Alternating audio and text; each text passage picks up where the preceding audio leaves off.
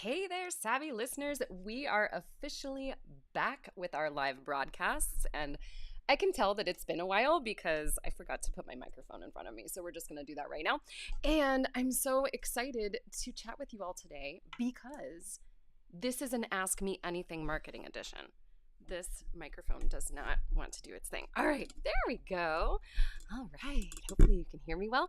So, yeah, we're doing an Ask Me Anything today. It's been a while since we've been here. I feel like I've forgotten how to go live, but I'm really excited to share all these questions with you.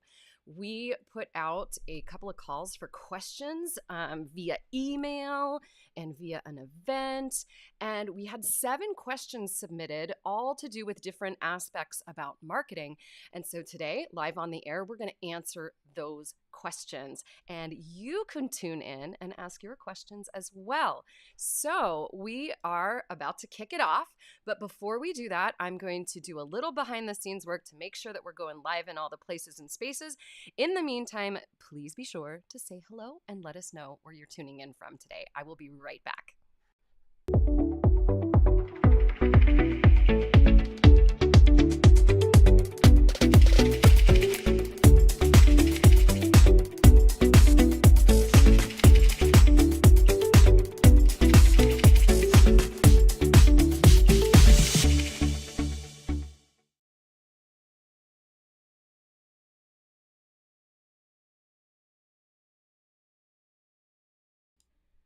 Obviously a little rusty with this, but I'm here. All right, so let's get to it. We've got 7 questions that we're going to answer today that were submitted by teachers just like you. So we are going to be talking about lots of different things that revolve around the topic of marketing. And I think that there's going to be something for everyone today. So we'll kick this off, but let me just introduce myself real quick. If you happen to be new here, my name is Sarah Campbell. I am a business strategist, marketing, and mindset coach for music studio owners and online education experts just like you.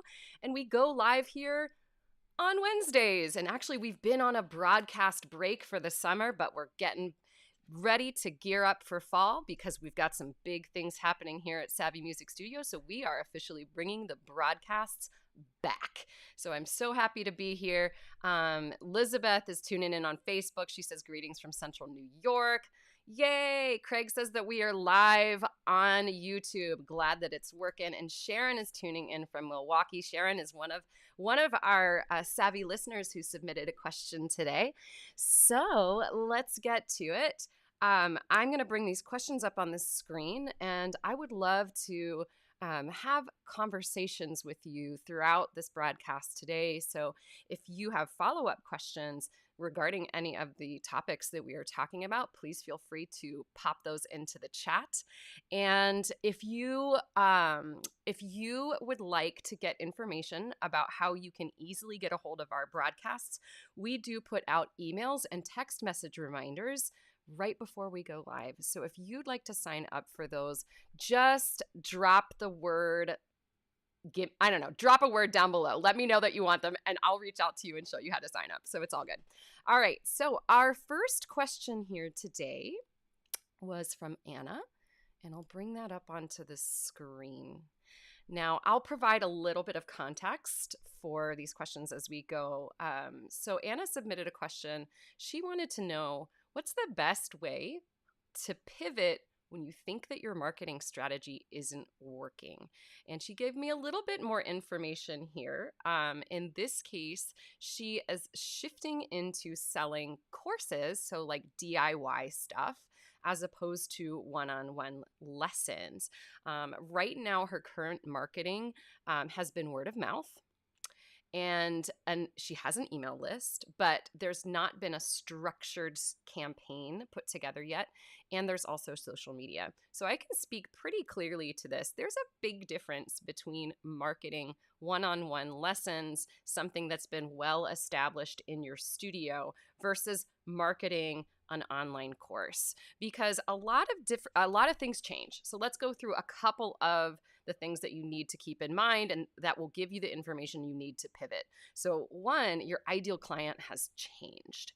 So someone who is likely to sign up for one-on-one lessons where they're getting that high touch and accountability and feedback, they may not be likely to, some of them may not be likely to sign up for a course. So we have to ask ourselves the question, who are these people that would benefit most from this course? What are their demographics? What are their psychographics? What are their behavioral traits? And we need to dig deep into what are the benefits of that course and be able to communicate those very clearly. So that's our foundational work, right? Digging into those things. Now, when it comes to the actual strategy of marketing a DIY course, which is something that I'm assuming, this is a big assumption, Anna, you can correct me if I'm wrong, this is an evergreen, meaning that somebody can enroll in it anytime, that they don't, there's not a live component of it. And so evergreen marketing takes a lot more time to like really dial it in. So think about it this way. If you've been really well known for doing one-on-one lessons for a long time, your marketing strategy has had a long time to like kind of build on itself. And that's how we get that momentum with that word of mouth and all of that good stuff, because you're really well known for that. With the course, you are now establishing yourself as a different kind of expert. Even if you are delivering very similar things, you're establishing yourself as a different kind of expert. You're also needing to kind of build that know, like, trust. So you mentioned email is something that you would be part of your strategy. I think one of the best ways to pivot when you're starting to market an evergreen course is to get really serious about your email marketing.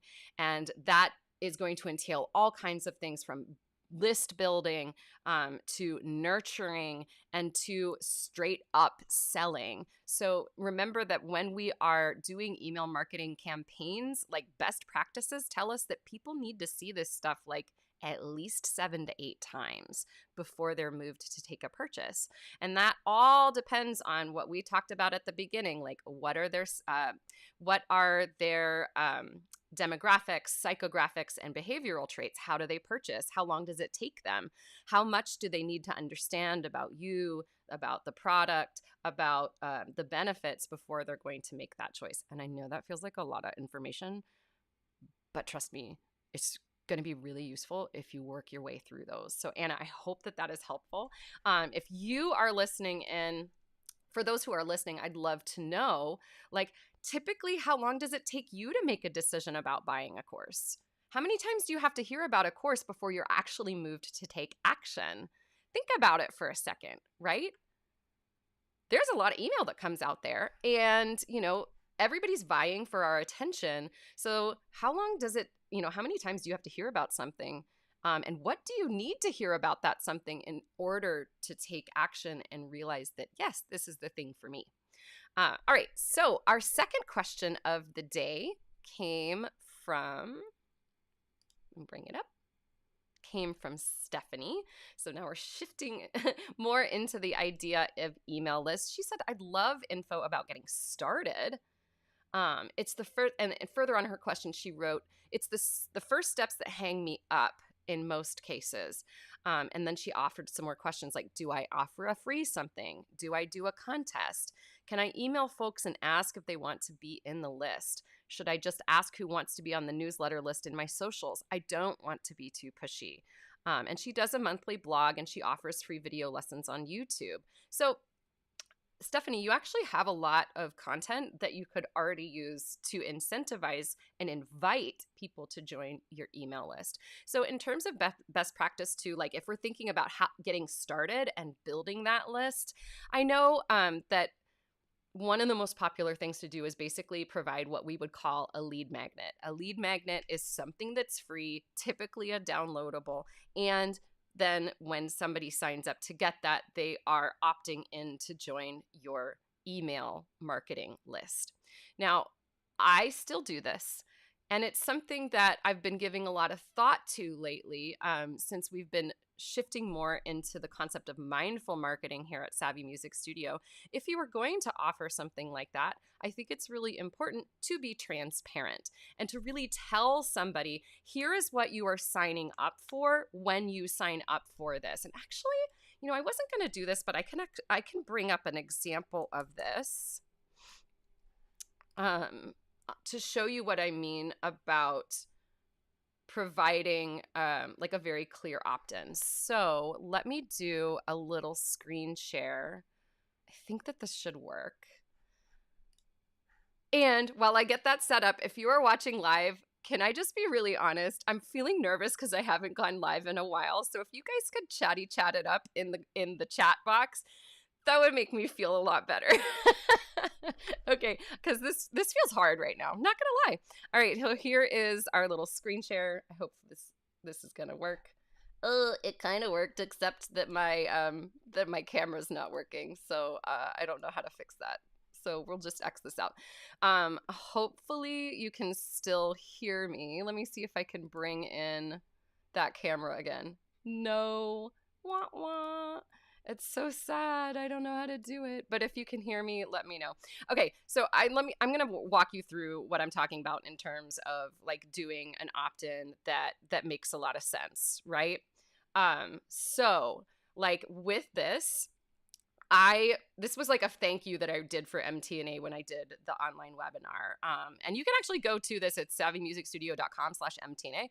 So one of the things that I did here is I did provide something that was free that you didn't actually have to opt in or anything. But then I made the invitation to say, like, if you would like to learn more about this, here's what it would look like. So I offered an additional option for them to download a checklist. And then I told them exactly what they were going to be getting. And you can kind of see it here. I can highlight that. Like, hey, when you sign up for this, you're going to get an email sequence that has this type of stuff in here. And then I tell them exactly what they can expect. Like on Mondays, we're going to send these things. And on some Wednesdays, we're going to do these things. And then I also put in a statement about that we really value data privacy and we never sell or share our list, and that they can also opt out at any time. So that's an example of, being transparent in the invitation and bringing, making that invitation that somebody can join your list.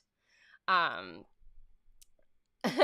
love this. Thank you. Elizabeth said, you had said to drop a word if we want the things. Word. Okay, we can still hear you. Thank you so much. I appreciate it.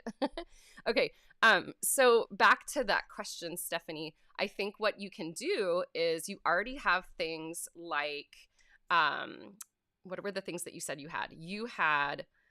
You do a monthly blog, you offer free video lessons. So that could be your incentive to just say, if you would like to get first on the list to read our blog content, or if you would like to receive free lessons in your email every month, here's where you can sign up. And that's a very simple invitation.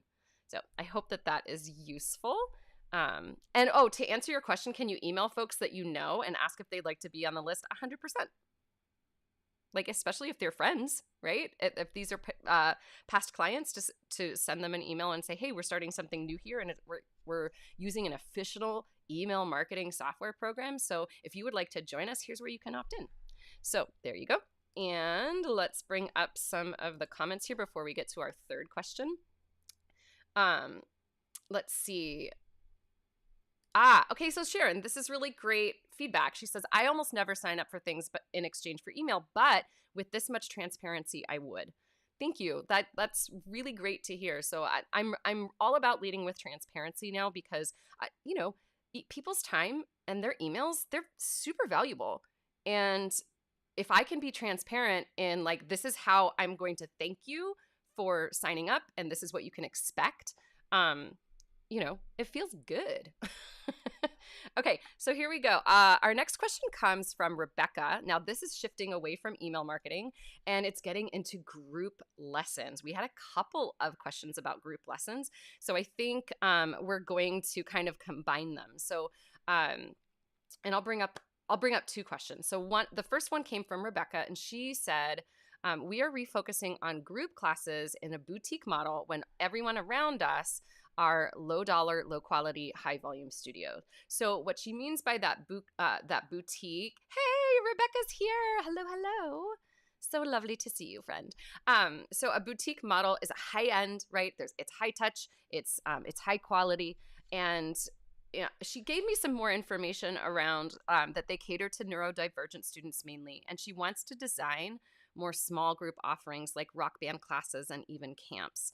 And right now they're struggling and cutting through the noise of the huge programs around them, and it's difficult to find the students who would benefit from those.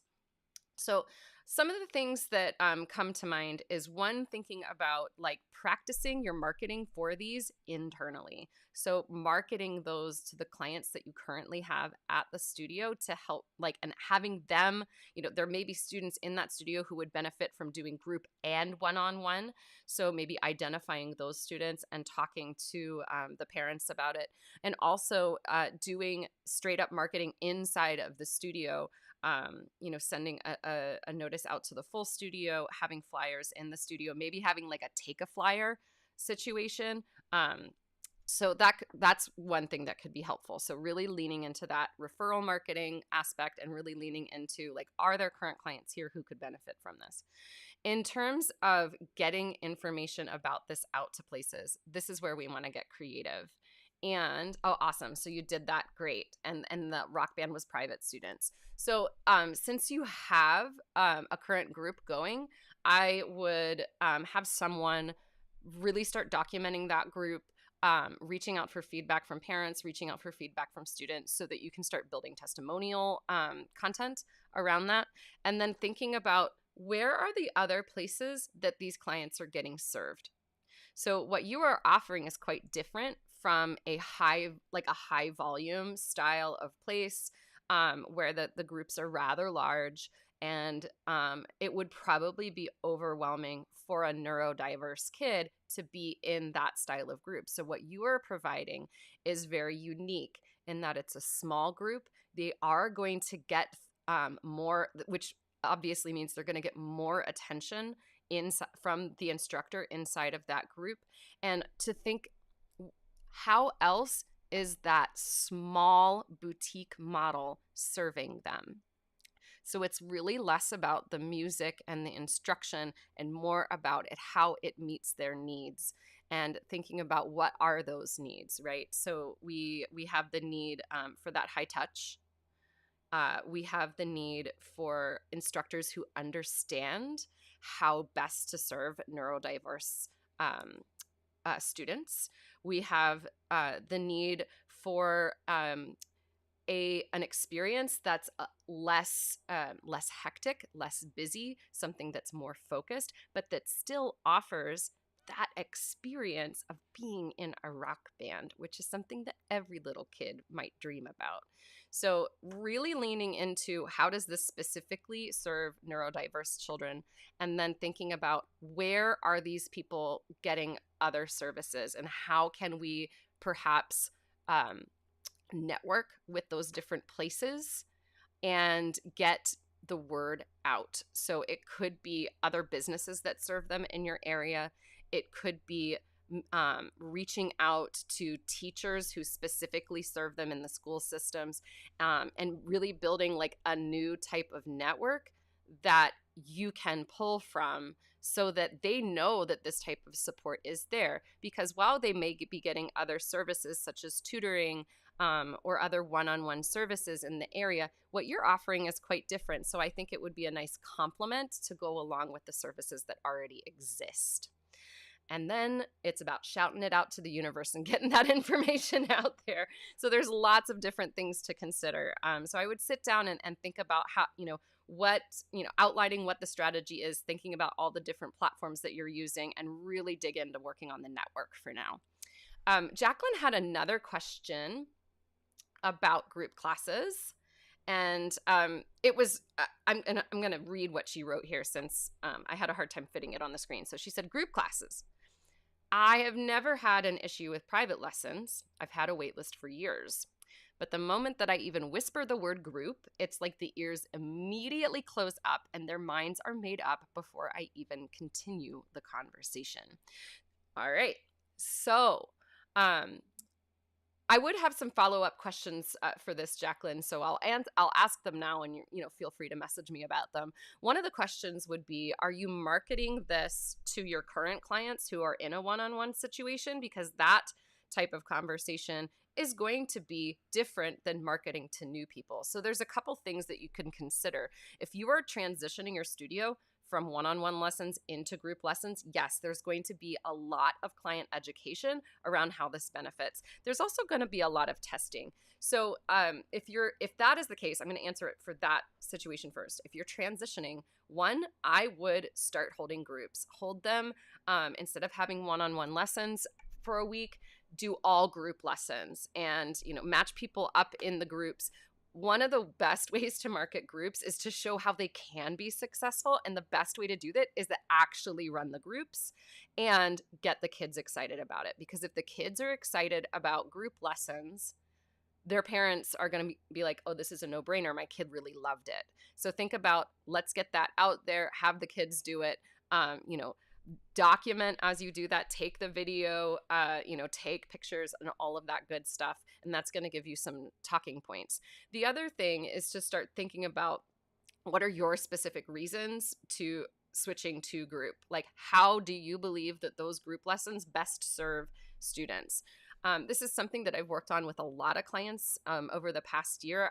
Two specifically come to mind who were, one was completely shifting a one-on-one model into all groups. And not only has she done that successfully, but she has so many inquiries coming in that she's going to be completely full this fall. And we have another one who added rotation lessons and group lessons. And we really spent a lot of time digging into what are the benefits and who are the children that would best benefit from those group lessons. So come up with a list, a detailed list around how group lessons are wonderful. And, I don't think many of those things will have anything to do with music. Some of them will, but coming up with that list. So that can be really, really useful. And when you are presenting that information to clients, so if it's for new clients, there used to be this kind of stigma around group lessons. I don't think that it's much of a thing as much of a thing as it was in the past. It's becoming more and more popular, so it is going to be easier to market them. So making sure that our website reflects all those benefits, making sure that we've really dialed in like exactly the words that we need to use in order to tell parents, like, yes, this is what you are actually looking for. You thought that you were looking for private lessons, but really you're looking for group lessons. So dial it in and really do some hard brainstorming about what are the benefits, not just the features. So like not telling them this is what's going to happen in class. Yeah, they might ask for that information, but what they're really asking for is what's the transformation? What's the magic that my kid is going to experience when they are in your group? So work hard on answering that question and you're going to have the materials that you need. Now, if you wanted more advice around like how to actually have those conversations, that would be a whole nother type of answer. And I think that would be best done in like a one-on-one coaching. But I hope that gives you something to start with. All right. Y'all still enjoying this? I see there's like 11 of you. I can see how many people are watching. Did you know that? I can, but I can't. I don't know who it is, so be sure to say hi. Let me see if Instagram is like actually doing the thing that it's supposed to be doing. I just realized that I forgot to like do something in Instagram. So I'm not sure that we have actually been live over there. It has been a hot minute since we've done this. Okay, so let's continue on. We have a couple more questions, and then we'll wrap it up. Hey, Leishan! Thank you for saying hello. And yay, I'm so glad you enjoy this. This is great. Rebecca, there's some great educational research available to support group learning settings, especially after the decrease in autonomy and resiliency in children post-COVID. Brilliant. Brilliant. I absolutely love that you brought that up. That is a huge benefit. And I would love to see that research. I'm going to message you about it. Okay, cool. Next question. We have like 3 more, so we're going to go quickly. So Jeanette asked, what is the most important thing to include in a high converting landing page? All right, so I don't think that there's any one thing that I could select that would be like the most important thing to include, but I think there are lots of things to consider. So, okay, I made a list for myself, so let me go through this list. Okay, so I do think that one of the most important things is the headline on your page and the subheadline, right? So thinking of basically like a compelling value proposition. So you're wanting to capture their attention with a very strong, benefit-driven headline. Sometimes I call this an impact statement. And Alexis, oh, it's so good to see you. We were just working on a testimonial from you from Branding Bootcamp, so I saw your face this morning. I'll have to reach out. So start with a way that like really digs into what is the benefit of this course. That's something that we've been working on in our Branding Bootcamp sales page edit. You know, really digging into like what is the transformation that people are experiencing, right? So some of the things, like I'll give you an example. Some of the things that we are playing around with for our headers, right, would be like take control of your business, 16 weeks of authenticity designed to bring you from marketing confusion to marketing clarity. And what was the other one that we had? Good question. Let's see if I can bring it up. Our old one was hiding in the sea of sameness, stand out with a unique, powerful studio brand so that you can increase your roster and your rates, right? Notice that it's about the like so that's, and it's not about like this is a course. So be able to really have that compelling headline. That's one thing. The next thing that I think would be really important is to have your page be scannable. Too much text and people won't read. So while we do want like persuasive copy, we also want that persuasive copy to be very concise, so that it is a scannable format and people can get the most important information. And the last thing that I think would be like one of the most important things is to make sure that you have clear calls to action, like in a lot of different places.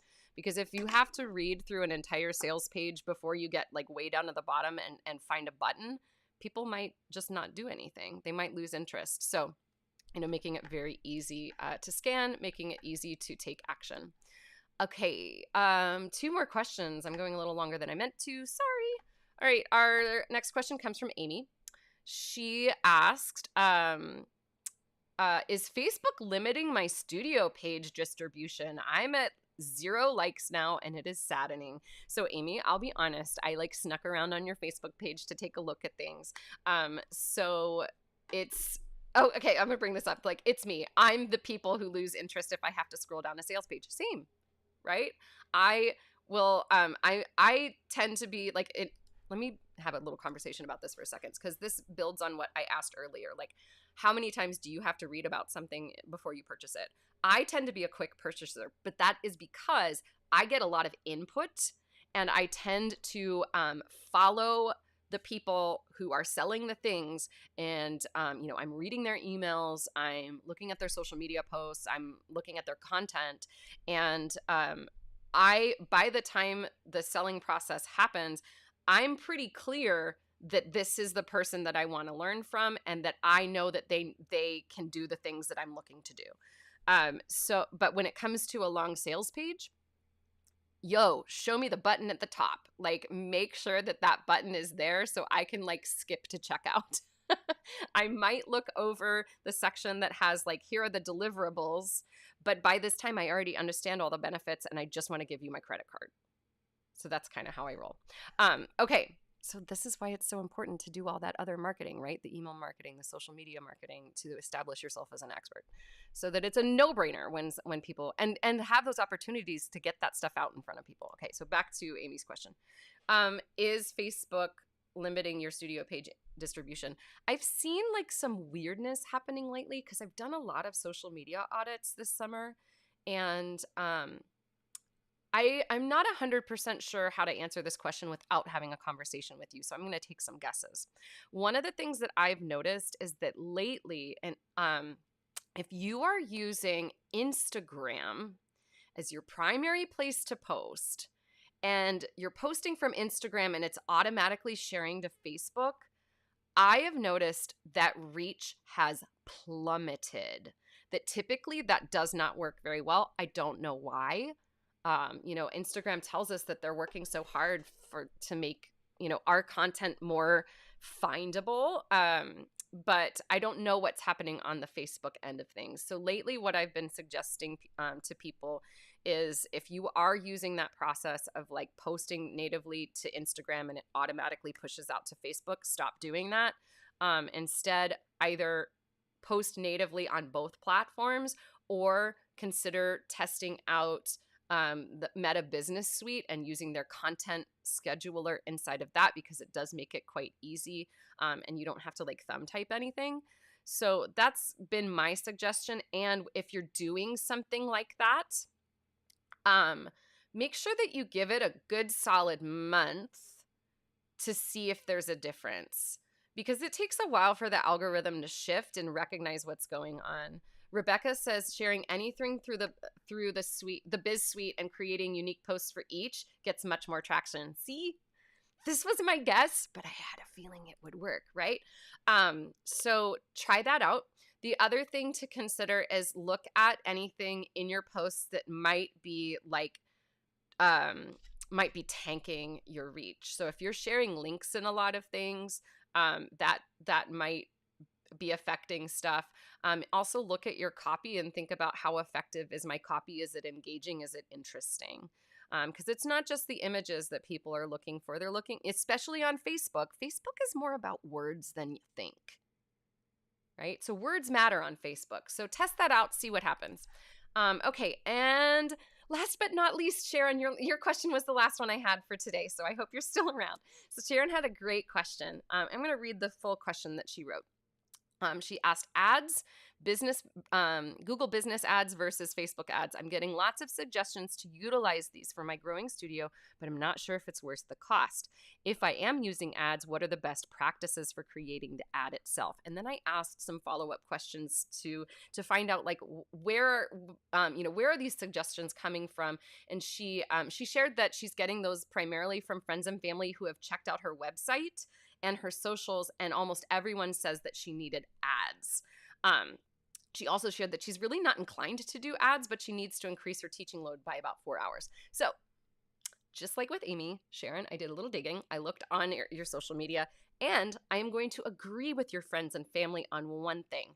I do think you need to advertise your service, but I don't think that you need to do paid ads. So when I examined the content on your Facebook page, what I noticed is there was content that was like inspiring. There was, content about music, but nothing about the actual lessons, and no calls to action that would lead me to believe that, one, you had space for things, or two, to really understand what your services are. So I think it's time to look at, similar to what we said with a lot of the other questions today, what are the benefits of belonging to your studio, and how do you best serve your clients?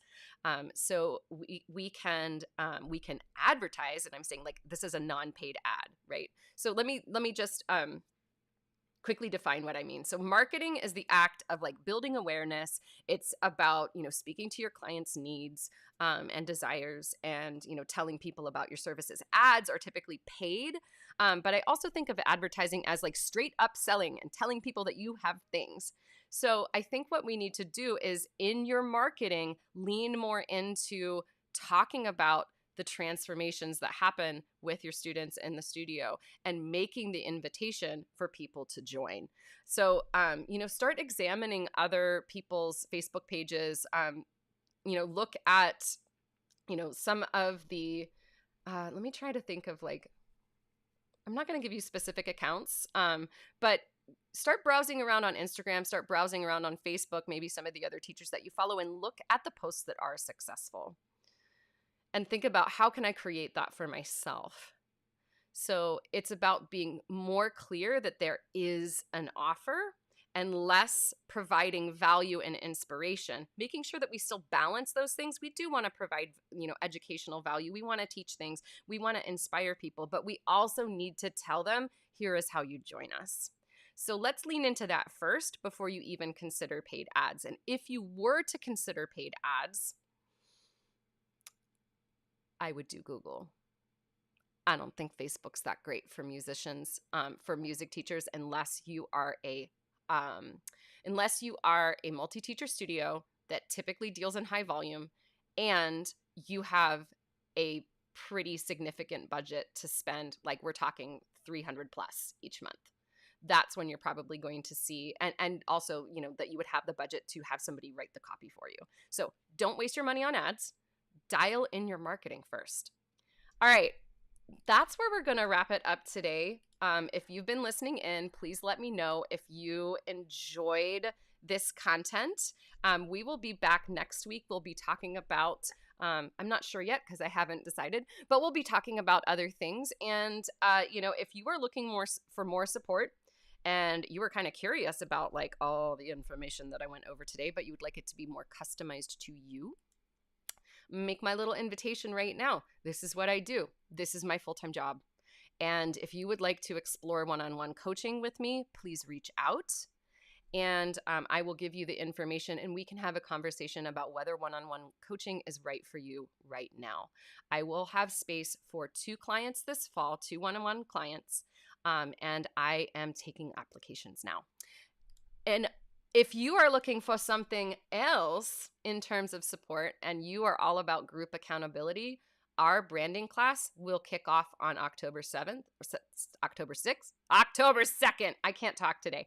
And it is going to be a 4-month experience. I'm extremely excited about this year's class. It only happens once a year. You are going to see our marketing campaigns kick up about this really shortly. If you would like information about that branding class, reach out to me and let's have a chat and see if it's right for you. All right, that's it. We are going to wrap it up. Sharon, thank you for tuning in. I really appreciate it.